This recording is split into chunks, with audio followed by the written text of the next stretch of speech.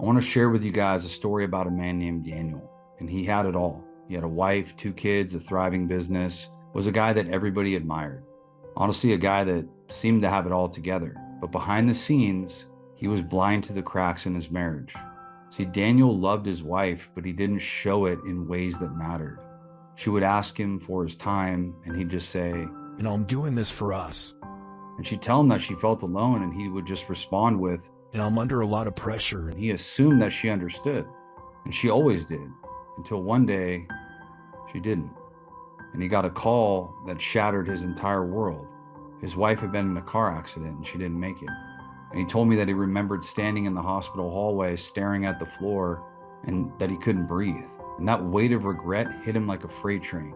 And he thought about all the times that she had tried to tell him all that she needed, and the moments that he chose work, distractions, or his own ego over truly being there for her. And at the funeral, he looked at her face one last time and he said, I was sorry, but that she couldn't hear him. And in the moments that came after that, he wrestled with the grief and the guilt, replaying every conversation, every argument, every time he shrugged off her feelings.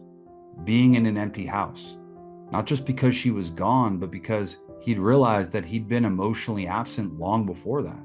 And here's what he learned in the hardest way imaginable: that time isn't guaranteed. So he kept thinking he'd have the time to make things right, to just listen more, to show up differently for her. But time ran out.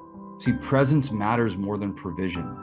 She didn't care about the big fancy house or the vacation. She wanted him, his attention, his affection, his partnership. Love is action. It's not enough to feel love. You have to show it daily in ways that matter to the person that you're with. And he made a vow that day that he would live the rest of his life differently. That he couldn't change the past, but he could make sure that his future relationships were built on love, presence, and intention. So let me ask you this. If you lost her tomorrow, would you be at peace with how you've loved her today? And are you giving her the best version of you? Or are you giving her what's left over after everything else? Don't wait for tragedy to wake you up, brother. Don't let the regret be the only thing that you have left. Time is precious, and so is she. Show up now while you still can.